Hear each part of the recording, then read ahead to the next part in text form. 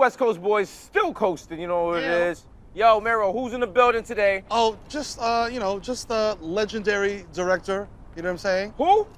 Barry Jenkins. What? Ladies and gentlemen, I had a pause in between the names, so you let it sink in. I'm not familiar. What movie would I know him from? Oh, just a little joint called Moonlight. Barry Jenkins, the man who makes movies that make your heart burst forward with color. You know what I'm saying? And have you in the theater afterwards. Crying. Yo. Questioning your life, Wow. questioning everything. Wow. Thinking about, like, what if I would have done this different 10 years ago? Are we pouring it on too much, or Just a little bit. Just a little bit. Just a little bit. Yeah. Just a little bit. I mean, but you're director, so like, you know, kind of like, you know, we like this might be an audition tape right here for us. You know what I'm saying? Like, you feel me? Because we're kind of you know, like, for too long, I've been on premium cable. But just sometimes, I feel you. I want to be in the theater. I want to be with the popcorn, On stage. the bed bugs. Uh-huh. I want them to silence their phones. That's right. So they can hear my heart. You How know about what that? it is? Moonlight 2, Electric Boogaloo. Let's go. What's up? Yes, yes, sir. Yes, sir. I want to hear my feet going when I pick them up off the floor. Here you go, the stickiness. You know what I'm saying? Barry, how's it going, man? I'm good, Thank man, you I'm for sitting good. down through this interview. What's it like being able to craft a vision that people sit down and see? Because I know a lot of people sometimes, like, when you're a musician, you have like an idea in your head and you have to translate it into a song, but you're taking like visuals and you have like a certain way you want them to be perceived by viewers. Yeah. What does that feel like? It feels good, man. When I was a jit, I never imagined myself making movies. And when I went to film school, it was all these kids who had grown up with camcorders and all this. I had none of those things, and so I didn't think I could do it because I was a kid who grew up black and poor from the projects, with a mom addicted to crack cocaine.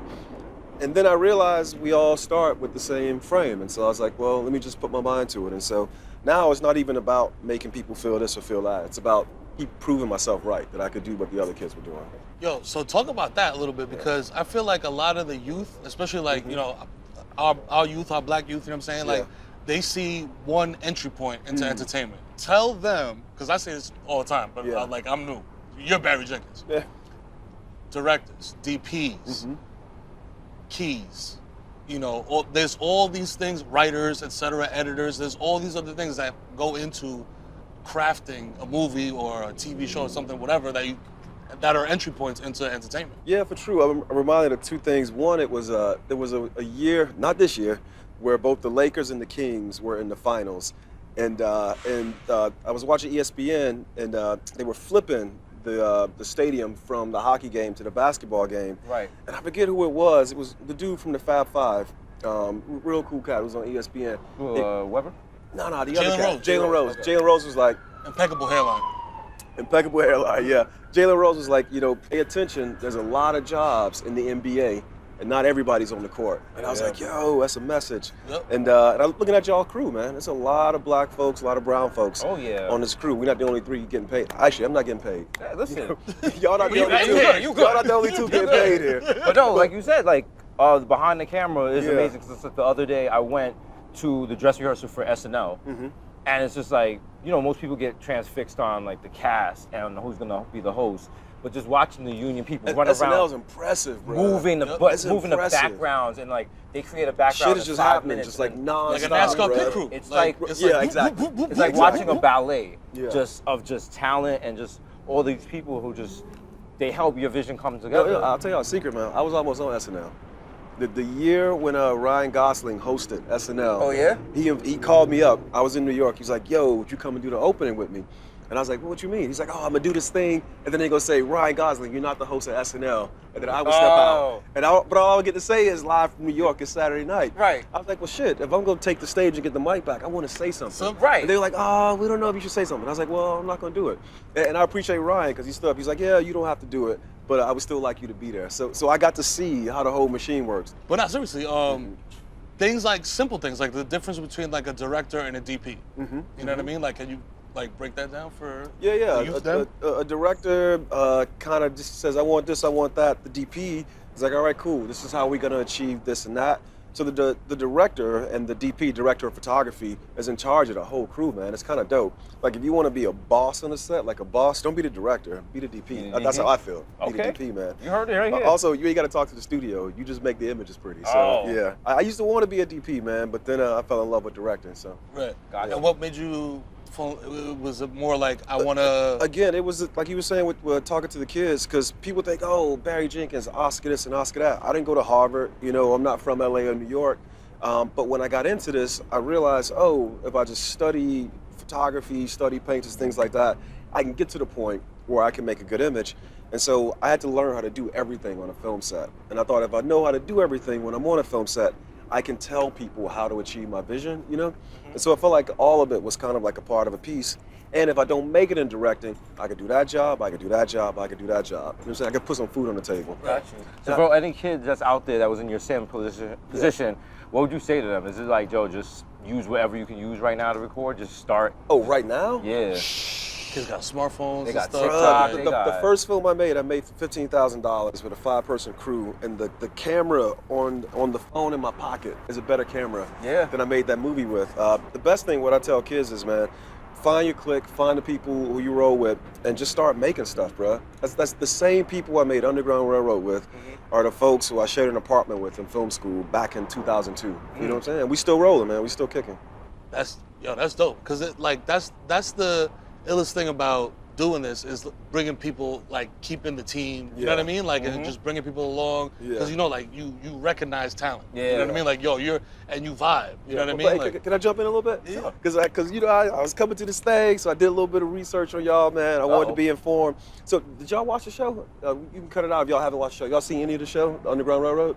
No, I haven't seen it. Have you seen any of it? All right, cool. I was gonna say, I was surprised y'all asked me to come on, because I saw where y'all went on The Real. Y'all was like, oh, we don't do any trauma. We're not about the trauma. Oh. And the show was kind of heavy. But then y'all invited me No, on. it's not. It's not like a bad thing. It's like it's more of kind of like a self-protection thing. Yeah. Like my body doesn't react well to black trauma, so it's not like a judgment thing. Like other people can watch that, but it's after I'm on Twitter so much. Yeah. We were on Twitter like probably twice the amount the average person is on Twitter. Yeah. So if the cops shoot someone, you see that shit we see that video 28,000 500 times. Gotcha. And after a while, it's just like, all right, enough is enough. And then you start seeing things like, I don't know if you remember, there was a white news reporter, and she got murdered on camera. What? By either a coworker or some guy. And Twitter immediately banned you if you retweeted that video. And everyone was like, what's up with the double standard? So after little things like that, you kind of become burned out about what you see, and you have to like kind of self-protect. The reason why I want to talk about it is because I do think, yes, I totally get that. That's why we made the show, put it on television instead of a movie theater. You go in a movie theater, the movie's devouring you, it's surrounding you. Yeah, you at home, you can press play, fast forward, whatever you want to do. But I do think the person making the image makes a difference. Oh, definitely. So I know y'all fans of Moonlight, fans of Bill Street, this and that. So if you want, give a show a shot. That's all. I just want to say to y'all in person, give a show a shot, man. It's heavy though. It's heavy. I'm gonna do it. It's heavy. I'm gonna do it. Give it a shot. But yeah, not to his point. It's like the position that we're in. We talk about pop culture, what's going on, and it's like you said, we absorb it at such a high rate that like healthy, by the time you see something, it's not healthy, bro. You know what I mean? Like, and it's like when you're ingesting such heavy shit at such a high rate. Like you said, like it wears you down. You know what also, I'm saying? it's weird because like at some points, like we've had people try to put that kind of stuff on our show. Yeah. And you just like, there's no fit for that. Like, what we gonna do? Add sonic rings to a police shooting? That's not.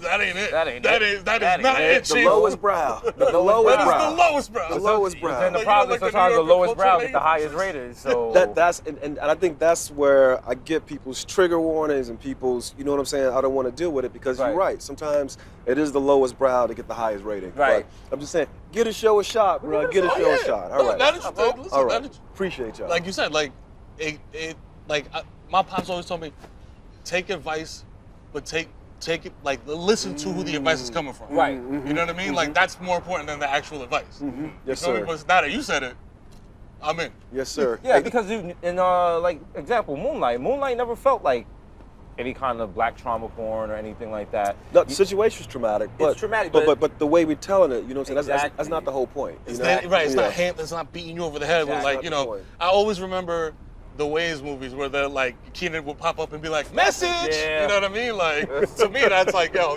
I mean, sometimes our people need that. Sometimes, I like a good movie that just stops on the dramatic point. And they're like, you got it? Do you All understand? right, go home. Yeah. You're like, oh, word. You're like, oh, wow, racism is bad. Back on the highbrow, bro. Right. Back on the highbrow. Back on the highbrow. Wow. So when you're not watching your own movies, Yeah. what entertainment are you watching? How do you relax? Entertainment, man. The TikTok shit, I think is real funny, man. And with Bill Street, there's this song that Nicholas Patel, our composer, did, and The homie. yeah, That's our guy. exactly. My man's homeboy. All these kids started posting. They were just doing dumb shit. Somebody would be microwaving popcorn, and they'd hit the button, and our score would start. Yeah. So I started watching those, and then I watch sports a lot, and like documentaries, man. Because I work, creating these fictional stories. I watch documentaries when I want to watch something. Yeah. And then when y'all shit go viral, like the Yo-Yo Ma, man, that was my joint. Oh, bro. yeah? Yeah. Watch it, bro. No. That interview was beautiful. It was cool to see him come into y'all world and get as loose as y'all needed him to. You know what I'm saying? It felt like a genuine connection. So That a was, little bit of this, a little bit of that. And it was dope though because too, like we were talking like off camera. I don't know if it made the interview, but we grew up, we were PBS kids. Yeah. And Yo-Yo Ma was like the Michael Jordan of PBS. Yeah. Like he was on there all the time. Yeah. You know Like what I people was mean? like, name a cellist, and I was like, Yo-Yo Yo-Yo Ma. Ma. They were like, name Yeah. another one. I was like, oh, God. That's all I you got, got me. Yeah. What was the song y'all had him do? Was it the West Side Connection that y'all had him do? We had DMX Rough Riders That's Anthem. everything right. But did he Yeah, practice it or did y'all do it on the spot? on the spot. the spot. On the spot. Alright. And he said he doesn't usually do that, but he just sat there and you can see him using his ears to figure out each note. Yeah, And he yeah. just did it. It was a And then vibe, man. But then, of course, like the Hollywood side, there's only so much you can show without clearing the rights Yes, and all yes, that. sir, But yes, sir, yes, sir. I know if we had sat there long enough, he probably could have played the whole thing. We took out a bad freestyle. And y'all went to Boston to do that interview, Went to right? Boston. Y'all went to Boston. Yes. Went to Boston. Y'all went to Boston. We went to Boston with Y'all security. went to Boston. We went to Boston with security. And cars with tinted windows. Okay? We went to Boston. Listen, talking about black trauma. Okay? As I was watching it, and the Chiron came up and said Boston, I was like, oh. Yeah, listen. But y'all made it through. The man. irony of Boston, home of BBD poison, but yet just. I will say, this lie, because nobody threw a Sprite bottle. That would have been the Right? perfect thing to come in. You know, A I Sprite think bottle we shot it came in. early in the morning. If we got late at night, or there had been a Yankee game. Oh, Oh, you know. boy. You know. Oh boy. They had to The put bottle up. was coming. We had to put up chicken wire just to keep the glass from hitting us. Wow. So obviously you're a director.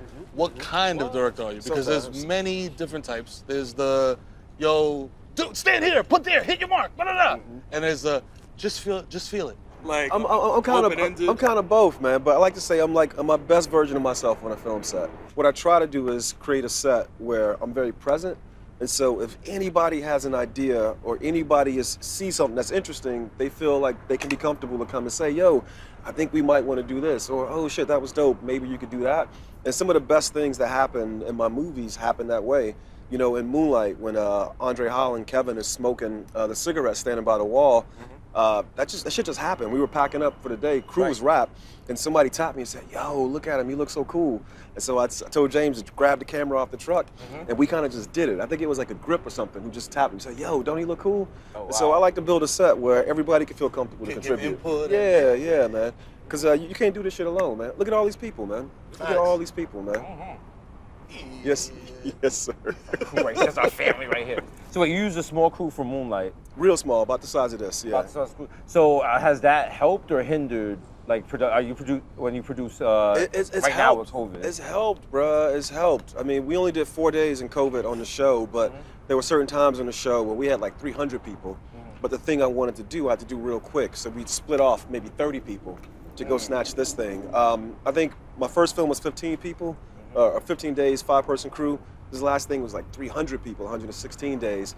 Some of those days, you got to know how to move like 5 people. And so I think it's good to have both experiences. So is that tied to like your sense of like, I want to be present and like kind of know Always, everybody I'm man. working with? The Like shit- when you got 500 people, it's a little harder to. Well, no, the shit I do is I give people nicknames, bro. And so I'll be like, oh, you possum, you know what I'm saying? You the squirrel. Yo, pat on my hat. Like no bullshit. And people get used to it because Right. if I see somebody, that thing triggers the name and then boom, they know. You paying attention to me because everybody can watch the director, but I'm paying attention to you too. Got you. Yes. Now I gotta ask this question. Yes, Everyone sir. that's ever worked on a production knows. What is the weirdest hardware glitch you've ever had that delayed recording? Because like we've had cameras overheat, Yeah. we've had cameras freeze. Yeah. I remember one time we had a monitor that had a weird software glitch and couldn't connect to Wi-Fi, and it Yeah. was just like super random because they Googled it, and then I think it might be the first time that ever happened. But Yeah, not a glitch, man, but sometimes I like to do these long takes. And so I was on set one day and we were doing this scene And I kept doing it as long takes, and I've never had this happen before because I learned on film, but now we do everything digital. And somebody tapped me on the shoulder, was like, yo, you gotta stop. I was like, what? They're like, oh, we can't keep filming. We don't have enough memory. Right. I was like, oh, just go get some more. They're like, no, you don't understand. All the memory in the state of Georgia is gone. And I was like, this shit's impossible. I didn't think that could happen, bro. I didn't think that could happen. They ran out of SD cards in the Wow. test. Legitimately, they ran out of SD cards, man. And so I was like, well, shit, I guess I got to go back to old school and no, I'm only doing this take this many times, Right. you know what I'm saying, for this duration. So it wasn't a glitch, but it was like reality. It wasn't man. a glitch, it was a flex. My God. It was a flex. It was a flex. Again, but it's We'll make it cool work. because the camera loader, the dude who's doing the memory cards, walked up to me, the director, and was like, yo, so we kind of might have a situation. Wow. And it's nice because if he didn't have a first name basis with me, he'd have talked to this person and that Yeah. person. And then by the time it got to me 45 minutes later, you it's too lost late. all that footage. It's too late. It's too Damn. late, bro. Oh man, but it's not no more Bobby Digital. It's Barry Digital. Hey, Yo. hey, but real talk, the digital shit has totally everything I do is y'all talk about the color and the skin and all this stuff. If I was shooting on film, that shit would take so much more time, so much more equipment. Working digitally, we go in and program it. You are prioritizing black skin. It used to be where if you had a black person in the scene with a bunch of white people, that's a problem. Yeah. Now, whenever there's a white character in the scene in our films, it's like, oh shit, that's a problem. We gotta Oh, adjust yeah, the light. they look translucent. We gotta adjust the lights. Which is a total flip of what it used to be, man. So yeah, the Barry Digital, I'll take it, bro. Listen, I'll take we it. take it. That's progress, brother. Yes. Keep moving What us is- forward. So, as a director, though, what is like? Maybe you can speak to this because it's Yeah. like, what is it like DJing with vinyl? Like with old DJs are like, yo, you're not a real DJ unless you vinyl. You know what I mean? Is that kinda- the director vibes? Nah, because I went to film school. Doing it on film, I kind of know what that is. It's real beautiful, but it's hella slow. Yeah. And so now what we do is, though, we go out and we build grain. Like my DP and my color corrector, this dude named Alex Bickle, born and raised New Yorker, we go out, we buy grain. We literally buy grain to create vinyl for every Right. movie that we make. So you watch Moonlight, you watch Bill Street, you watch the show, totally different vinyls records, you know what I'm saying? But we go in and put all that shit there. That's Like all what's of up. it, yeah. Well, listen, bro. Like you just said about us running out of memory, Hey. we running out of memory too, bro. We could talk to you until the next train comes. There's but no this more been a SD cards in Los Angeles. Listen, it's been a great interview, and listen, you didn't lose your job or say anything controversial. No, I did not, bro. I You did know what I'm not, saying? bro. So listen, Barry, But you the didn't even cuss homie- once. What? Did I? No, I cussed a couple times. Oh, you did? I cussed a Okay. couple times. I was thinking like a Sam Jackson, like motherfucker, like you know what I mean, like. Listen, nothing but illustrious guests. Every guest gets a neon sign. Barry, what would you like your neon sign to say? Oh, just black. Yeah. Just black. Just black, baby. All right. Barry Jenkins in the house. Barry Yo, Jenkins we gonna, in the house, you know we what gonna I'm give Underground Railroad a chance because the man Yes. asked for it. Yes, All right, bro. we owe you Please that, do, bro. bro. Please do, bro. Only for Barry Digital, you know what I'm Okay. saying? Like Thank we're you, very bro. hard-headed. All right. You know what I'm saying? We're two Thank you, bro. Taurus men. That's right. Not sure what that has to do with anything, I but don't yeah. know. Yeah, shout out to astrology. Okay. Again, if you want that as a plot line for Moonlight 2, it's right Yo, there. listen. Moonlight 2 Astrology. Electric Boogaloo, bro. You done pitched it. Hey, right there. Two guys and their love for hip hop. Real hip-hop. All right, that's a cut there, guys.